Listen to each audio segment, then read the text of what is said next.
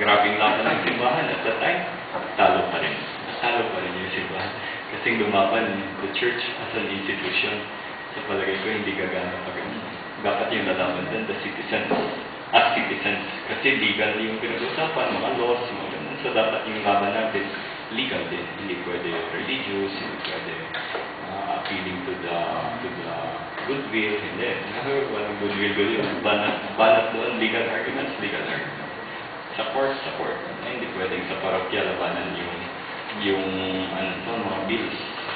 Maybe pwede. So far, nagagawa pa natin, although there will come a time, hindi. Nung sa Colombia, very specifically, pinasok nila yung abortion. Pagpasok nung pinag-uusapan, si Cardinal Lopez Trujillo, taga-Colombia kasi siya, tawag sa Colombia, tawagan niya yung nuncio, tawagan niya yung Cardinal, tawagan niya yung mga obispo, ganito na, bagsak pa rin. Ang bagsak pa rin. Kasi ba't sa simbahan niya lumaban? Not because hindi effective yung simbahan, but because iba yung ibang level.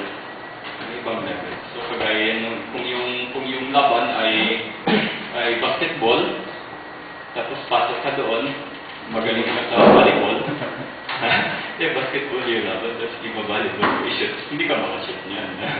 Dapat i-shoot mo na gano'n. So, gano'n din. Kung yung laban nasa legal, nasa Congress, doon yung laban. Hindi.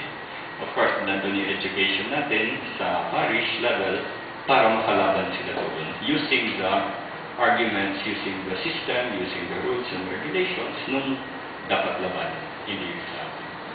Anyway, kaya itong topic natin ngayon, yung topic kahapon na hindi natin nakita, which is on the Eucharist. Which is still along the line of yesterday's topic, fraternity and practice of charity among brother priests. And this will overlap a little with our topic today, which is relationship between the bishop and the priest. The Eucharist. The presence of God in the Eucharist. Sacramentum Caritatis. The sacrament of love, of fraternity, of brotherhood, communion among ourselves as priests, and communion with our bishop, communion with the church, with the local church, and with the universal church. The Eucharist is the source of eternal life. The source of eternal life. Jesus is truly present in the Eucharist. The Second Vatican Council and also the Catechism of the Catholic Church would remind us that the Eucharist is the font and summit of our Christian life and of all the Church's activities. All the activities of the Church should in one way or another lead to the Eucharist, which is its font.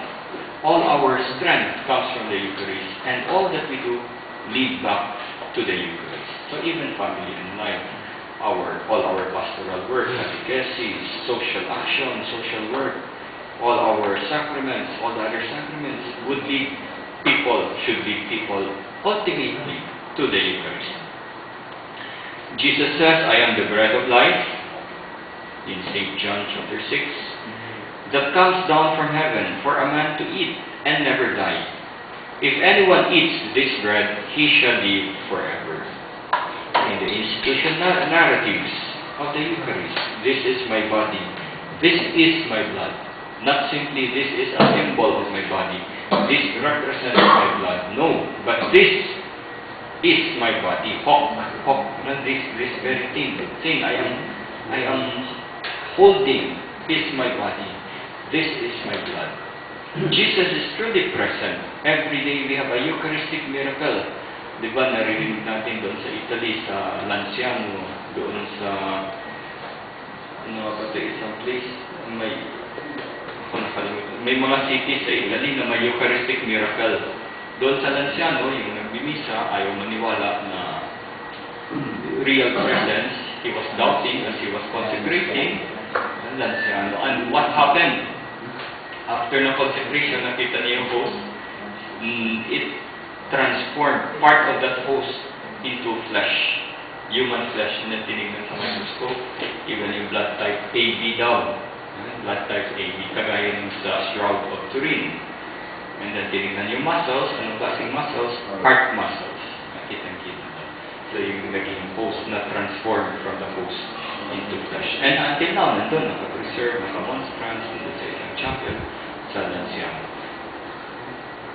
But we don't have to go there to witness a miracle.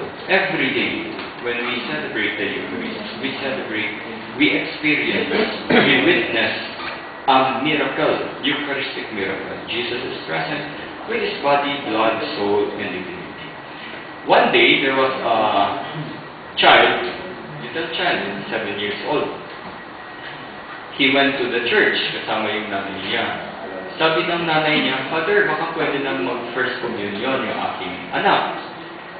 Sabi ng pari, sige, tanungin natin, tingnan natin kung pwede na. Sabi ng pari doon sa bata, kita mo yan. Crucifix doon sa simbahan. Kita mo yan. Sino yan? Si Jesus. Tapos turo ng pari, yung tabernacle. Ano yan? Tabernacle. Sino nandyan? Si Jesus. Sabi ng pari, so nandun si Jesus sa cross, nandun si Jesus sa tabernacle. Anong pagkakaiba nila?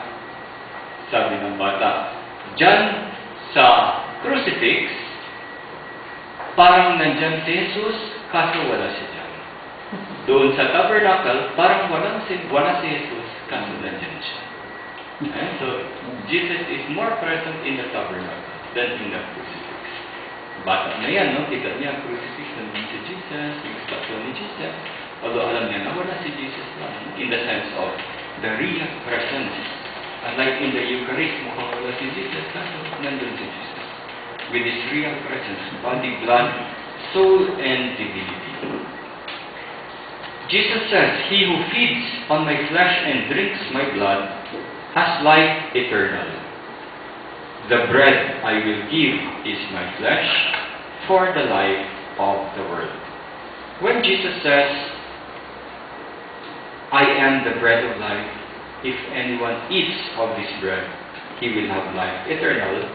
When He says eat, it's not simply to receive Him, to accept Him, to bring Him into our hearts, but the verb that He uses, nandito si ating expert natin si Jeep, so nai-insecure ako ngayon, Father Alex. But anyway, at least yan yung turo sa akin noon. When Jesus says, eat of my bread, the verb He uses is to chew. Anyone who chews, chew, muya. Kung sino mumuya sa akin, will have life eternal. So it's not simply eat na symbolic, but to masticate, to eat, to kagat, kagating mumuyain, in a very physical way. So when we eat of this bread, physically, we receive Him. Eternal life begins in this world. Sabi ni John Henry Newman, grace on earth is like heaven on the way, along the way. So when we are in a state of grace, when we live in a state of grace, we are in union with Christ, with God, it is like we are in heaven. Heaven, but along the way, going towards heaven. And heaven is grace at home. Heaven is grace at home. So when we are in heaven, it is simply a homecoming, a reaching home of our life of grace. Our life on earth is sort of going to heaven. But this does not mean, of course, that earth has no value in itself. The world has value in itself. It is not simply an instrument towards heaven in the sense that we don't need this world. We just go to heaven directly. No. We are in this world, so the Lord has placed us in this world. We are not religious. We are diocesan, secular. Isang discussion din yan sa Kolehiyo Pilipino. Ano ba tayo? Diocesan or secular? Kasi pag sinabi na secular, napaka-worldly. Worldly kasi secular, dapat huwag na gamitin yan. Dapat diocesan. Although, yung problema, pag diocesan, yung mga religious who work in the diocese, also consider themselves as diocesan kasi nasa diocese, may parokya sila. So, ayan, medyo nagkagulo na konti sa kolehiyo.